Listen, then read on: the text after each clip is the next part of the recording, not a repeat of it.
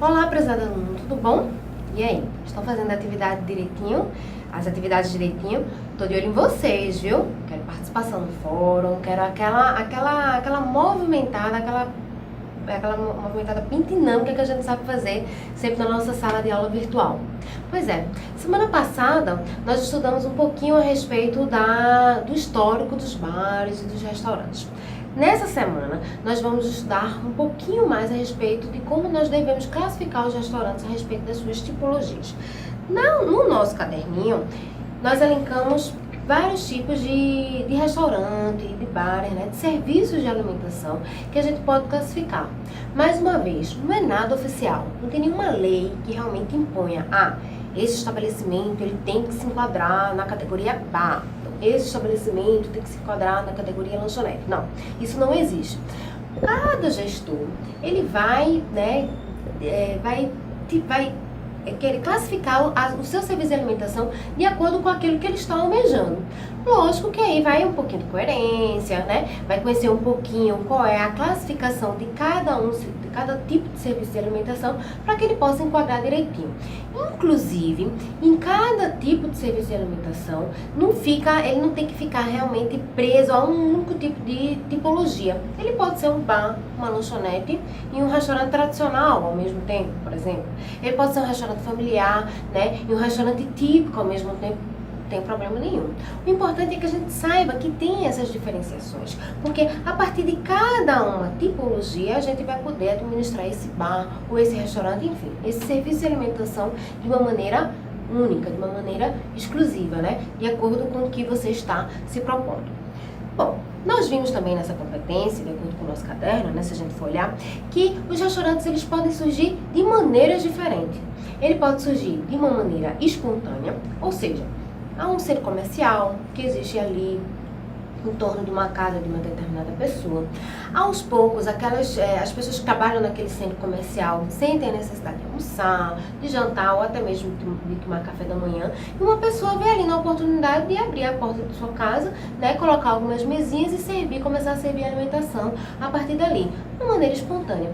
Ou então de uma maneira criada, de uma maneira forçada. Você vai no local, você vê uma casa, você vê uma possibilidade de você abrir realmente ali um restaurante, já que perto não tem nenhum tipo de restaurante de um tipo de serviço de alimentação da tipologia que você quer criar. Você vai fazer todo o marketing, você vai fazer um estudo da área, vai fazer uma reforma, uma decoração bem voltada ali para a proposta de abrir um restaurante.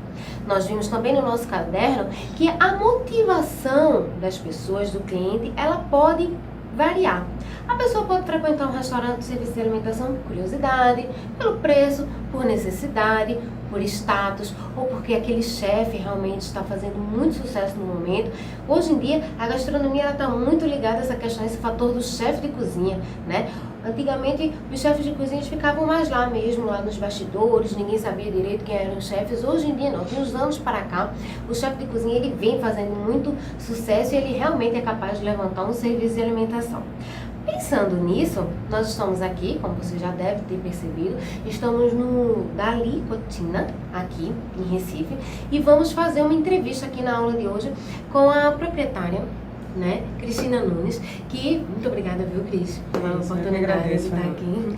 E ela vai explicar um pouquinho como foi que começou o restaurante, se surgiu de maneira espontânea, se ela pensou bastante, como é que foi que ela pensou aqui nessa ambientação, qual é a história do restaurante e como é que você enquadraria seu restaurante de acordo também com o perfil do seu público, com as pessoas que costumam frequentar aqui, o que é que você costuma servir, quais são as atrações que você costuma dar aqui para a sua clientela. Bom dia, Cris, né? Dia. Bom dia aos alunos também. Obrigada, Fernanda, pela oportunidade, né, de estar mostrando um pouquinho do meu espaço aqui para o pessoal. Na verdade, assim, o restaurante ele já tem quase 5 anos já de casa, então não é novo, né? Assim, a princípio, porque tem aquela história de 3 primeiros anos, que quando passa os 3 primeiros anos já fica mais tranquilo. É mais ou menos isso que eu estou vivendo agora. 2010, 2009? 2009, exato. Final de 2009 foi que a gente abriu realmente o restaurante. E assim, a proposta foi como você estava falando, se é espontâneo ou uma forma criada. Então foi totalmente criado. Na verdade, a gente já tinha até uma ideia de abrir no Derby. mas pelo fato de ter muito self-service aqui na área, eu fiquei muito apreensiva. Então eu fiz realmente uma pesquisa de campo, a gente contratou uma empresa que foi fazer uma pesquisa de pessoa por pessoa no bairro do Derby para fazer entrevista. E aí, você sente necessidade de algum restaurante aqui? Como é que seria esse perfil desse restaurante? E através dessas entrevistas, que a gente entrevistou cerca de 350 pessoas, que isso é uma empresa contratada, não fui eu que fiz. Então, através dessas informações que o pessoal obteve, mostrando o que era o fator primordial para uma pessoa ir ou não frequentar um restaurante, o que eles consideravam sendo mais importante, ou seja, é estacionamento, é o tipo de culinária, é o atendimento rápido, enfim, a gente fez essa pesquisa e através dela foi que a gente pensou realmente a ideia de abrir o Dalicocina aqui no Derby. Você já tinha esse sonho e...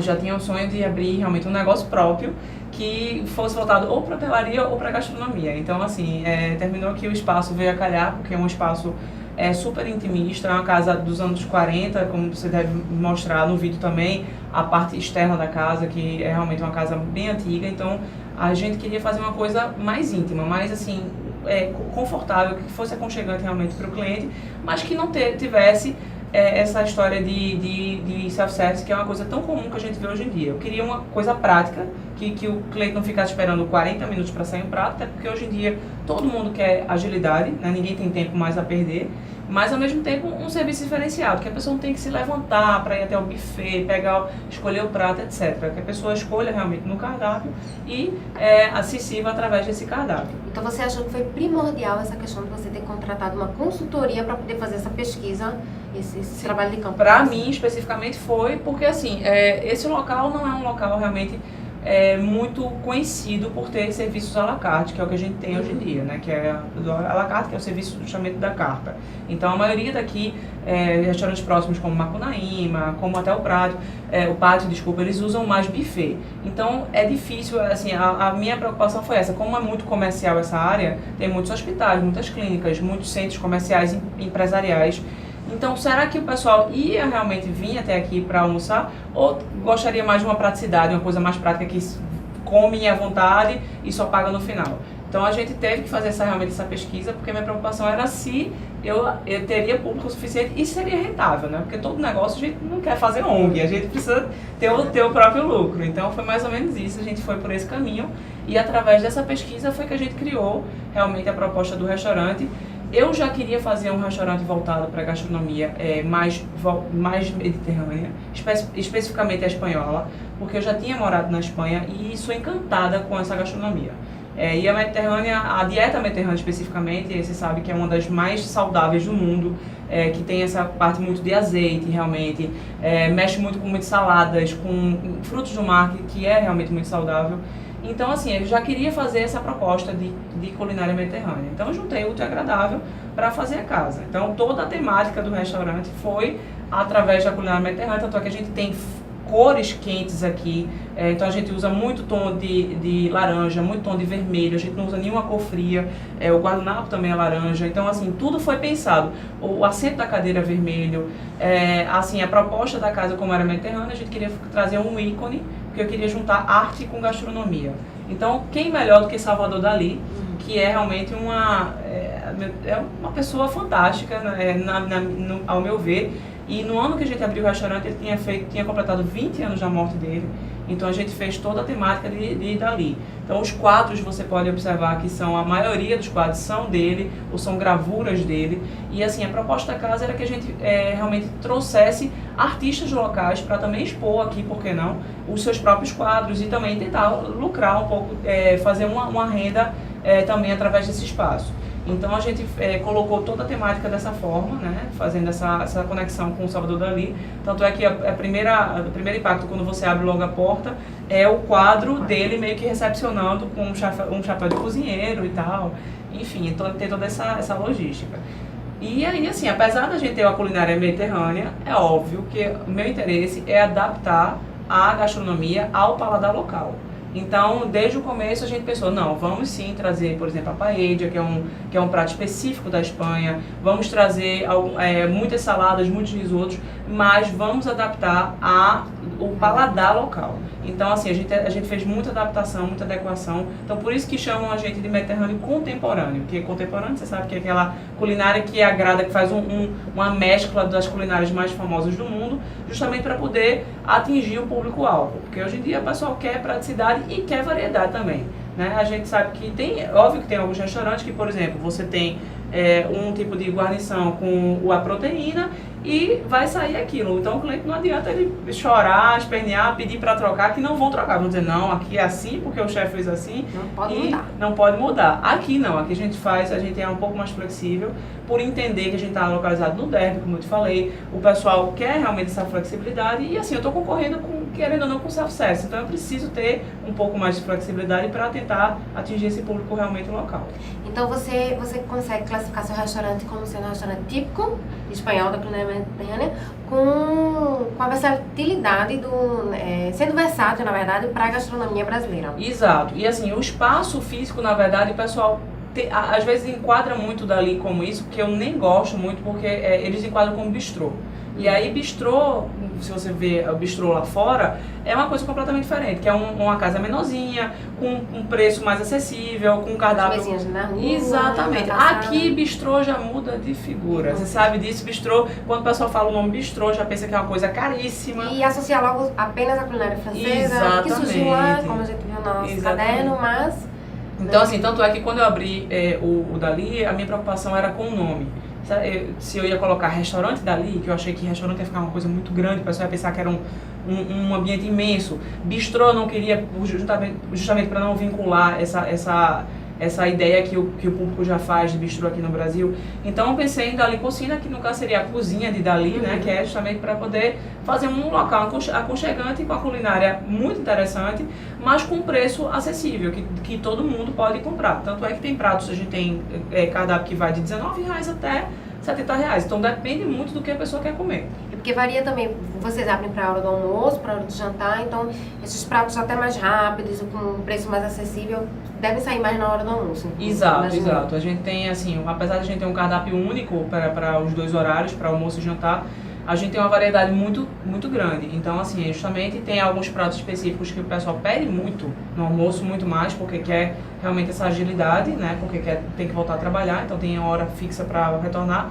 Mas já no jantar, o pessoal já escolhe outros pratos completamente diferentes, que é para poder eles aproveitarem mais à noite. E muitas vezes, no jantar, o pessoal faz toda aquela logística de entrada, prato principal, sobremesa, porque estão relaxando. Cada uma das exatamente. E aqui a gente tem um forte muito grande em vinhos também, até pela casa ser espanhola, que é um diferencial realmente nesse bairro. Então a gente tem cerca de 53 rótulos diferentes de vinhos, o que ajuda muito a gastronomia. Então, acho que há uns 6 anos atrás, mais ou menos, é que esse boom do vinho finalmente veio, que eu queria que tivesse vindo até antes.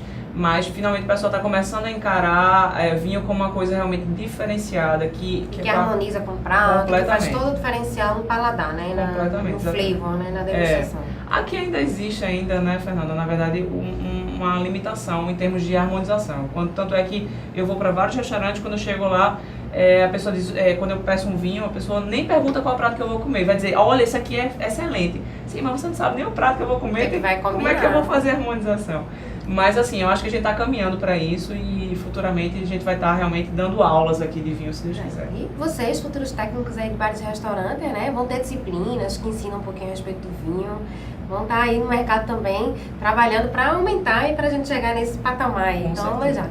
Então, Cris, me diz uma coisa, em relação ao teu público do almoço e teu público do jantar, você realmente consegue verificar uma diferença de público? Como é que é? Então, o que eu costumo dizer para os meus próprios garçons é que o público varia muito aqui. A gente tem, a clientela geralmente é público AB, então assim, a gente tem um pessoal que realmente você vê que tem um status mais diferenciado, etc. Mas apesar de ser um AB, você tem de gente que está almoçando a negócios com pessoas aqui na hora do almoço, como jantando com a esposa, ou vindo no final de semana, no domingo, por exemplo, que é o dia que a gente abre para almoço, com a família inteira.